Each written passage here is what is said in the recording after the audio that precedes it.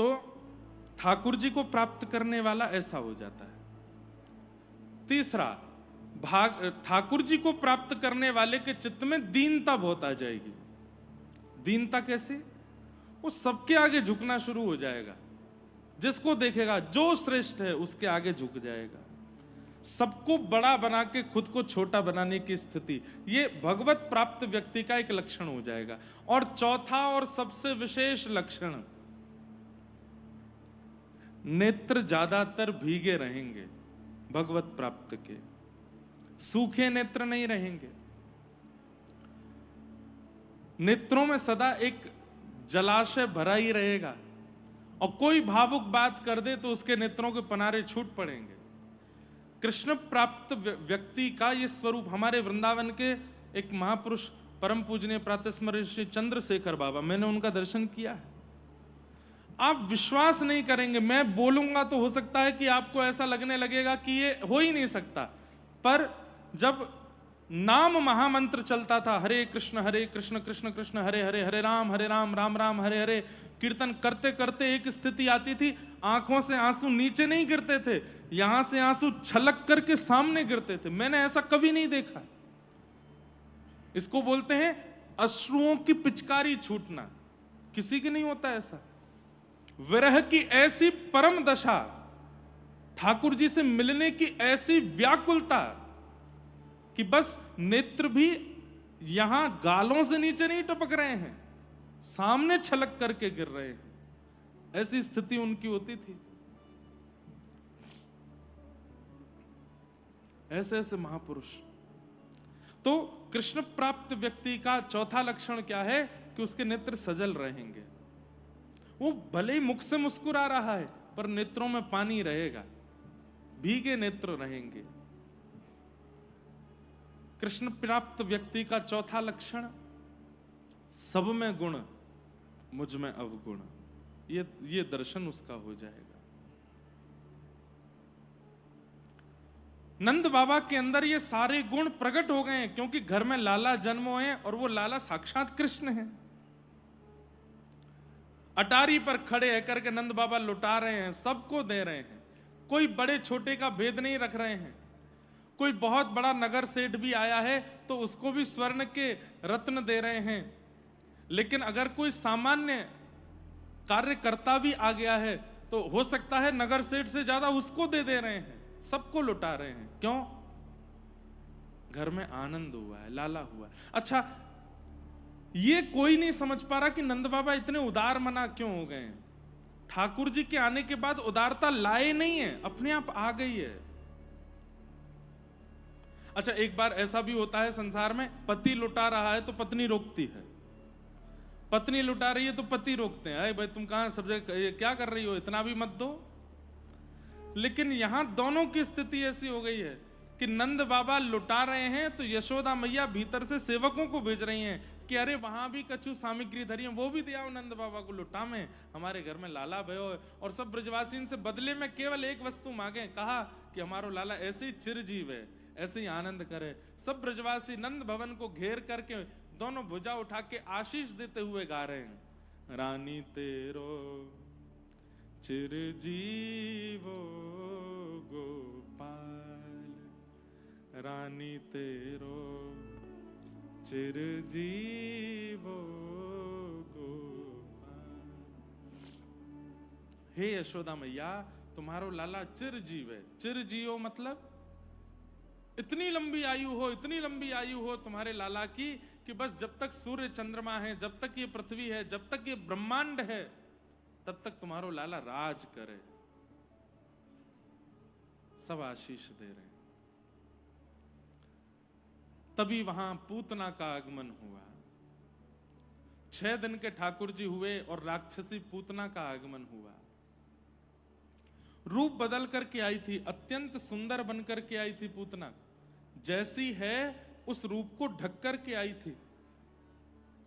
उसकी रूप लावण्य को देख करके सब मोहित हो गए। नंद घर आनंद भयो, जय कन्हैया लाल की सब उत्सव मना रहे थे, लेकिन जैसे ही पूतना का आगमन हुआ सब उसको देखने लगे, अरे देख कितनी सुंदर कितनी सुंदर। सब उसके रूप की झांकी की, उसके नेत्रों की, नासिका की, श्रृंगार की चर्चा करने लगे। एक दो ब्रजवासी तो क्या बोल पड़े पता है, अरे कछु तुम मानो चाहे मत मानो, हमने तो नंद जी को लाला देखो, और लाला देख करके ऐसा लगो कि नारायण घर में आयो है। लेकिन भैया आज यह युवती को आते देख हमारे मन में ये विश्वास है गयो है वो नारायण है। और उनको दर्शन करके देखो लक्ष्मी आई है इतनी सुंदर बन के, इतनी सुंदर लग रही थी पूतना। सब मोहित हो गए पूतना पर। बंधुओं, मैं कथाओं में कहा करता हूं कि भक्ति जीवन में आवेगी तो भक्ति के बाद जो सबसे पहला विघ्न आएगा वो पूतना का आएगा। पूतना का मतलब क्या है? पूत यानी कि पवित्र, ना माने कि नहीं, अपवित्रता। आपके जीवन में भजन है, आपके जीवन में भक्ति है, आपके जीवन में ठाकुर जी का प्रेम है, उसके बाद अपवित्रता से बचिएगा। अब मुझे पता है अपवित्रता के रूप में आपने क्या सोचा होगा। अब अपवित्रता के रूप में आपने झूठा कूटा या फिर शौच आदि की सामग्री, उन सबको आपने अपवित्र सुना समझा होगा ना। भजन जीवन में आने के बाद अपवित्रता क्या है?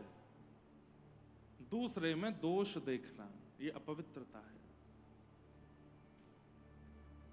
इस अपवित्रता से बचिएगा। दूसरे में दोष देखना, किसी से ईर्ष्या करना, किसी के प्रति छल करना, कपट करना, द्वेष करना, अभिनिवेश करना, ये सारी अपवित्रताएं हैं। भक्ति जीवन में आने के बाद इनको एंट्री नहीं देनी है आपको।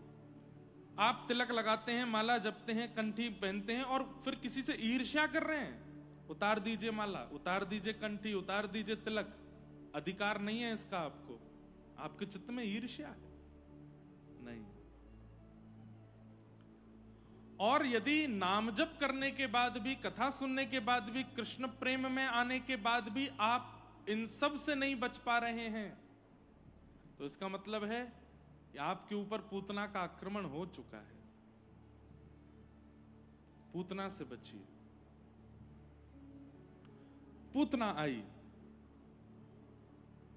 अच्छा, कई बार भक्तों के अंदर एक चीज और आ जाती है, क्या? वो भक्ति में भी प्रतिस्पर्धा करने लगते हैं।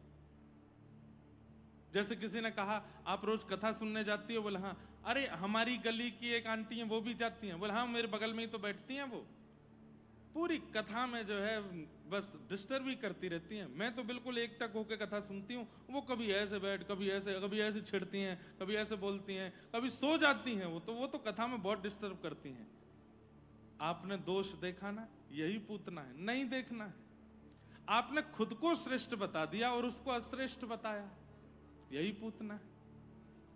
आप वहां भजन करने आए थे, कथा सुनने आए थे, कि दूसरे का दोष देखने आए थे कि वो क्या कर रहा है? वो जो करे करने दो। वो सोवे, वो खावे, वो फोन चलावे, वो लेटे, वो पड़ जाए। आप अपने लिए आए हैं, आप अपने पर ध्यान दो, उसके लिए नहीं। ये सब पूतना के स्वरूप हैं। यहां कथा सुनने आए और उसमें भी हमने 4 दोष देख लिए, उसमें भी नहीं। ऐसे पूतना के अनेक स्वरूप हैं, सबको ध्यान से सुनिएगा। पूतना का दूसरा स्वरूप क्या है? जो हैं वो दिखाते नहीं हैं।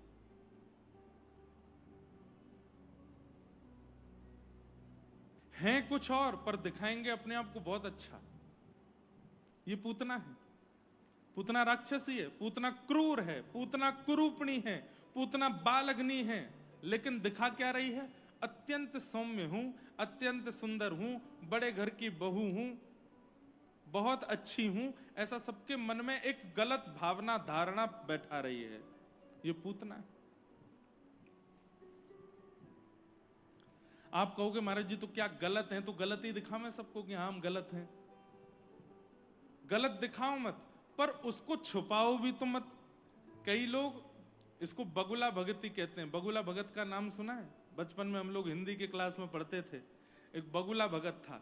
वो क्या करता है, बगुला जाकर के नदी में खड़ा हो जाता है, एक पैर पर खड़ा रहता है, दूसरा पैर ऊपर कर लेता है, तो जितनी मछलियां हैं वो सब आपस में चर्चा, अरे आज तो हमारी नदी में कोई संत आए, देखो एक पैर पर खड़े होकर भजन कर रहे हैं, चलो इनको प्रणाम कर आते हैं। जैसे ही मछलियां चारों तरफ आकर के उसको घेर लेती हैं तो बगुला नेत्र और बंद कर लेता है ताकि उनको लगे कि ये बहुत ही बड़ा भक्त है। जैसे ही वो मछलियां चरण छूने आती हैं, सो ही बगुला चोंच में मछलियों को लेके खा जाता है। मतलब दिखाता ऐसा है कि मैं भक्त हूं, दिखाता ऐसा है कि मैं तपस्वी हूं, दिखाता ऐसा है कि मैं बहुत शुद्ध हूं, दिखाता ऐसा है कि मेरे अंदर कोई विकार नहीं, लेकिन भीतर सारी क्रूरता भर के लाया है, उन मछलियों को खाने के लिए आया है। ये पूतना का स्वरूप है। अपना प्रचार ऐसा कर देंगे, अपना प्रभाव ऐसा डाल देंगे सबके ऊपर कि इनसे बढ़िया कोई नहीं है, लेकिन समीप जाकर के जब अनुभव करते हैं तो पता चलता है कि बात कुछ और है, भीतर से तो बिल्कुल विपरीत है। ये पूतना है। पूतना आई गोकुल में। अच्छा, सबसे बड़ी बात, बाकी किसी को एंट्री नहीं मिल रही है नंद भवन में, भीड़ इतनी है, लेकिन पूतना को कोई रोक नहीं रहा है। क्यों? इतनी सुंदर बन के आई है, ऐसे बढ़िया कपड़े पहन के आई है, सब उसको मार्ग देते जा रहे हैं, आज जाने दो जाने दो जाने दो जाने दो। नंद भवन में पहुंच गई भीतर। जैसे ही अंदर गई तो यशोदा मैया ने पूतना को देखा तो यशोदा मैया के मन में भी आई, बड़ी सुंदर है। ए विधाता, तैने मेरो लाला कछु साल पहले भेज दियो होता तो यही तो ब्याह कराती अपने लाला को। अब चल विधाता, ये तो तैने बड़ी बूढ़ी भेज दी है, मेरो लाला तो छोटो है, अब कृपा करके कृपा कर दियो, या के घर एक लाली होए। मैया ने इतनी देर में सोच लिया कि ये जो सुंदरी आई है इसकी एक लाली हो तो बातें अपने लाला को ब्याह कर दूंगी। इतनी सुंदर की लाली आते नेक कम सुंदर भी भाई तो भी बहुत सुंदर होएगी, अपने लाला को तो ब्याह, इतनी सुंदर बन के गई है पूतना। लेकिन सबसे बड़े आश्चर्य की बात, जैसे ही यशोदा मैया ने ठाकुर जी को उसकी गोद में दिया, पूरा ब्रह्मांड मोहित हो गया पूतना पर, लेकिन जो मोहित होने चाहिए तो वही नहीं हुए। ठाकुर जी ने अपने दोनों नेत्रों पर हाथ रख लिए। इससे क्या प्रमाणित होता है? ये भी राजी हैं मुझसे, वो भी राजी हैं मुझसे, आप भी राजी हो, ये भी सब राजी हैं, लेकिन अगर ये राजी नहीं है तो चाहे पूरी दुनिया आपकी हो गई हो, ये अकेले अगर राजी नहीं है तो आप किसी काम के नहीं हो। आज संसार में इसी की पैज तो लगी है, इसी की होड़ तो लगी है कि मैं सबको प्रसन्न कर लूं, सबको अपना बना लूं, पर जिनको बनाना चाहिए उनको नहीं बना रहे हैं। मीराबाई ने किसी को अपना नहीं बनाया, इनको बनाया। और तो रूठे भले रूठे, पर तुम जन रूठो मालाधारी। बाकी दुनिया रूठ जाए मुझसे, लेकिन आप मत रूठो।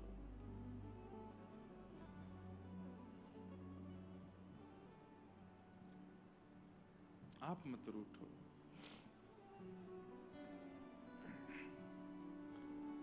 हम सबको प्रसन्न करने में लगे हैं। मेरे मित्र मुझसे प्रसन्न रहें, मेरी पत्नी प्रसन्न रहे, मेरे बच्चे प्रसन्न रहे, मेरे माता पिता प्रसन्न रहे, मेरे पड़ोसी प्रसन्न रहे, मेरे ससुराल के लोग प्रसन्न रहें, सास ससुर बुआ फूफा चाची चाचा दादी दादा सब खुश रहें मुझसे, कमेटी के लोग खुश रहें, सोसाइटी के लोग खुश रहें। पर जिसको खुश रहना चाहिए उसकी तरफ देखते भी नहीं है ठाकुर जी से कोई। और जो जो चीजें उनको बुरी लगती हैं वो सब करते हैं हम। ठाकुर जी को जो बिल्कुल प्रिय नहीं है वो सारे अवगुण हैं हमारे अंदर।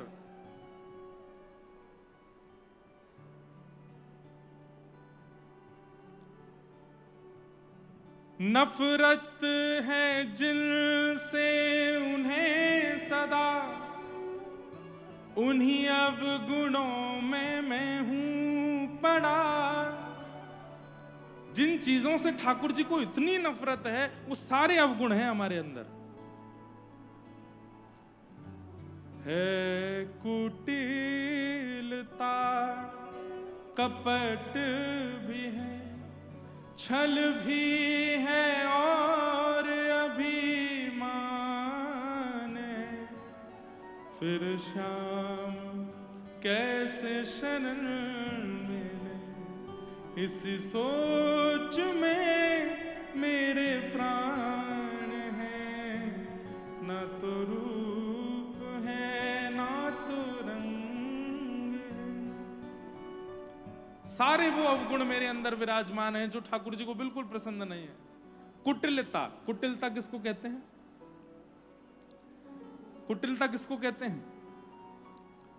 किसी व्यक्ति ने अपराध किया लेकिन अपराध से भी ज्यादा उसको दंड दिया, इसको कुटिलता कहते हैं। और कुटिलता का एक रूप और है कि अपराधी जब सामने था, वो व्यक्ति जब सामने था, तब तो उसको हृदय लगाया, तब तो उसको बहुत प्रेम किया, तब तो उसको वो, लेकिन पीठ पीछे उसके बारे में बहुत बुरा बोला।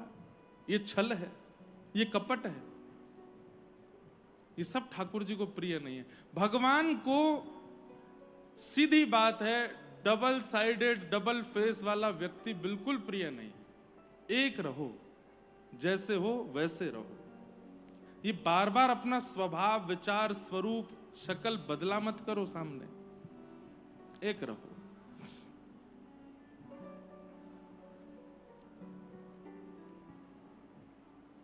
पूतना आई अति सुंदर बनके, भगवान ने उसकी तरफ देखा भी नहीं, आंख मूंद ली अपनी। 6 दिन के ठाकुर जी ने नेत्र बंद कर लिए। पूतना ने अपना पयोधर भगवान के मुख में दिया, भगवान ने उसके विष को पिया, दुग्ध को पिया, पुण्यों को पिया, पापों को पिया। प्राणै समम रोष समन्वितो पिबत, जैसे ही प्राण पीने लगे, घबराहट होने लगी, पूतना का असली रूप आने लगा, विकराल विशाल स्वरूप, और राक्षसी रूप में जैसे ही प्रकट हुई पूतना, जैसे ही राक्षसी बनी, तुरंत ठाकुर जी ने अपने नेत्र हटा करके, हाथ हटा के नेत्र खोल के पूतना को देखा। वास्तविक रूप में आई है तो ठाकुर जी देख रहे हैं, बहलूपिया रूप में है तो नहीं। कुछ मत करो कि ठाकुर जी की नजरों में गिरना पड़े। और ठाकुर जी की नजरों में कौन गिरता है, सुन लीजिए हमसे।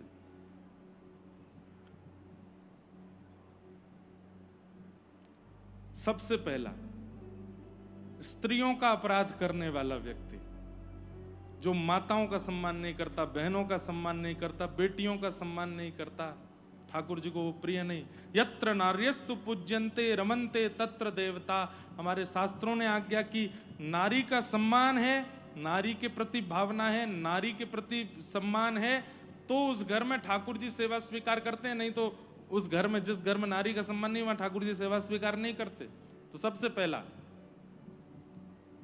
दुर्योधन दुशासन महाभारत युद्ध में मारे गए, इतनी बड़ी सेना होते हुए भी मारे गए, भीष्म पितामह के पक्ष में होते हुए भी मारे गए। क्यों? द्रौपदी का चीरहरण किया था इन्होंने। ठाकुर जी अंतिम दिन भी इसी बात पर बलराम जी से एक भगवान का थोड़ा सा एक संवाद हुआ था, वो इस कथा में मैंने सुनाया नहीं। बलराम जी से ठाकुर जी बोल पड़े। बलराम जी ने आके ठाकुर जी से कहा, इस महाभारत युद्ध में बहुत कुछ अधर्म हुआ है पांडवों की तरफ से। कृष्ण, सब लोग इधर देखो। बलराम जी कह रहे हैं, कन्हैया, पांडवों के द्वारा बहुत कुछ अधर्म हुआ है महाभारत युद्ध में। जहां साक्षात धर्म स्वरूप कृष्ण खड़े हैं, वहां पांडवों की हिम्मत कैसे हो गई अधर्म करने की? ये महाभारत युद्ध में पांडवों का विजय होना, ये न्याय का विजय नहीं है, ये तो जबरदस्ती जिताया है तैने लाला। तो आज ठाकुर जी बोल पड़े। ठाकुर जी बोले, अच्छा भैया, इन पांडवों ने अधर्म किया है महाभारत युद्ध में? बोले हाँ। और जो भरी सभा में द्रौपदी का चीरहरण हो रहा था, तब दुर्योधन दुशासन अधर्म नहीं कर रहे थे? उस दिन आप बोलने के लिए नहीं आए वहां पर? अरे दुर्योधन तो आपका शिष्य है, दुर्योधन को गदा चलाना बलराम जी ने सिखाया था, दुर्योधन तो आपका शिष्य है। यही ज्ञान उपदेश जो आज आप मुझे कर रहे हैं, ये आपने उस दिन दुर्योधन को क्यों नहीं किया?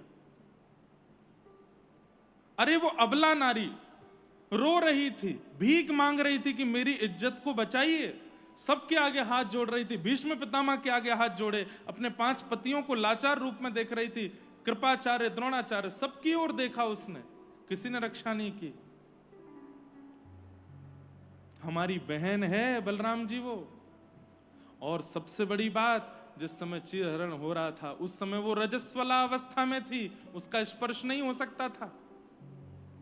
उस समय ये लोग उसका चीरहरण कर रहे थे। और आज इन्हीं लोगों को जब मार दिया गया महाभारत युद्ध में, तो ऐसे पापियों को मारने वालों के लिए आप कह रहे हो कि इन्होंने अधर्म किया।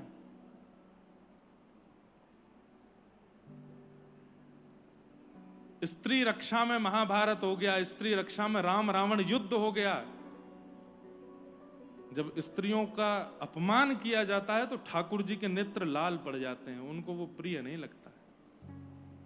आप कहेंगे महाराज जी कोई स्त्री क्रूर है, कोई स्त्री बहुत ज्यादा मतलब स्वभाव से विचित्र है, तो क्या करें? चुपचाप चले जाओ वहां से, मत कहिए कुछ भी। थोड़ा बहुत अलग तरीके से समझाने का प्रयास करो, न्याय का रूप ले लो, न्यायपालिका के द्वारा उसको समझाने का प्रयास करो। पर हाथापाई करना, उससे डिबेट करना, गाली गलौज करना, ये स्त्रियों के लिए नहीं है।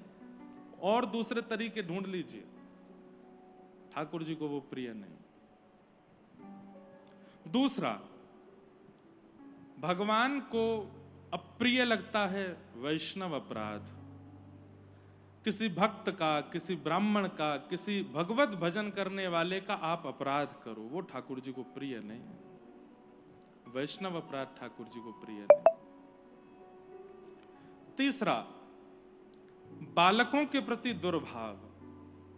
बाल घाती जब कोई हो जाता है, बालकों से दुर्व्यवहार करने वाला होता है, जो अबोध हैं उनके प्रति दुर्भावना रखने वाला, उनको भी ठाकुर जी प्रेम नहीं करते। ये मुख्य कुछ 3 कारण हैं। और चौथा, गऊ के प्रति जानवर बुद्धि रखने वाला, उसके प्रति सेवा या प्रेम का भाव ना रखने वाला, उसको भी ठाकुर जी प्रेम नहीं करते। इसलिए भैया कभी ऐसे ये क्रियाएं मत कीजिए जिससे ठाकुर जी अपनी नजर मूंद लें आपसे। वो काम मत कीजिएगा जिससे ठाकुर जी नाराज हो जाएं। क्योंकि दुनिया भले ही आपकी हो जाए, ठाकुर जी अगर आपके नहीं हुए। महाभारत युद्ध में एक बहुत सुंदर प्रसंग आता है।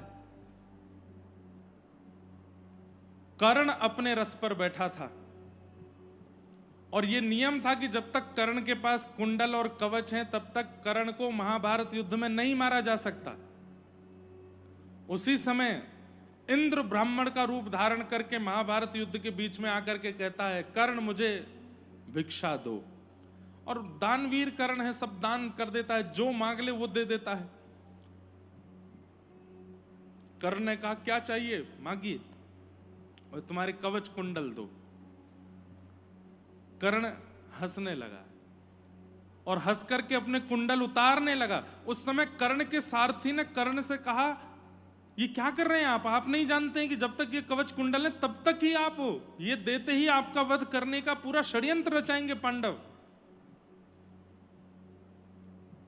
मैं अपने दान देने से पीछे नहीं हट सकता। कर्ण ने कहा। तो सारथी बोलता है, दान दीजिएगा, मैं मना नहीं करता हूं, पर यह कह दीजिए कि अभी महाभारत युद्ध चल रहा है, युद्ध के बाद दान कर दूंगा, कुंडल भी दे दूंगा, कवच भी दे दूंगा, युद्ध में बीच में मत दीजिए। बहुत समझाया, बहुत कहा, लेकिन अंत में कर्ण ने जो एक बात कही है ना, बस उससे सब स्पष्ट हो जाता है। कर्ण क्या कहता है अपने सारथी को, इतना क्यों समझा रहे हो मुझे, क्यों कह रहे हो कि तुम कुंडल मत दो, कवच मत दो, ये मत करो। अरे मैं चाहता हूं कि आप जीवित रहो। तब अपने सारथी को अपने बगल में खड़ा करके कर्ण इशारा करके कहता है, मेरा युद्ध मानवों से चल रहा हो तो मैं जीतने की योजना बनाऊं, अर्जुन के रथ के सारथी को देखो, मेरा युद्ध तो ईश्वर से चल रहा है, ईश्वर से मैं कैसे जीतूंगा। मुझसे मानव रूठा हो तो मैं युद्ध करूं ना, मुझसे तो ईश्वर रूठा बैठा है।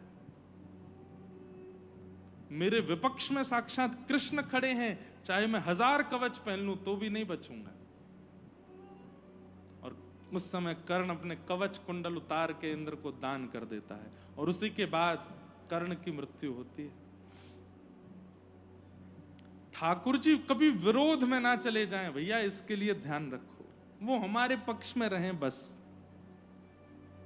और कभी कोई गलती ऐसी हो गई कि लगता है कि ठाकुर जी चले गए, तो फिर उसके बाद पुनः नहीं करेंगे, ये संकल्प लेके ठाकुर जी को विश्वास दिलाओ, हम नहीं करेंगे दोबारा ऐसा, नाथ गलती हो गई, हमारे पक्ष में आ जाओ, और इसके प्रति जो दंड देना हो ठाकुर जी आप दे दो, हम स्वीकार है।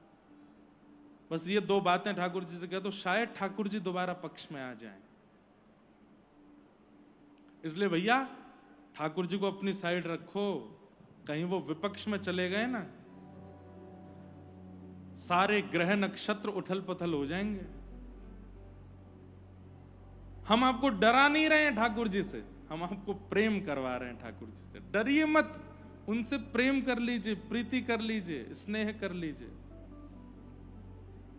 श्याम सुंदर सदा हमको प्यारे रहें, हम उन्हीं के रहें, वो हमारे रहें। श्याम सुंदर सदा हमको प्यारे रहें, हम उन्हीं के रहें, वो हमारे। गाइए सब लोग। श्याम सुंदर सदा हमको प्यारे रहें, हम उन्हीं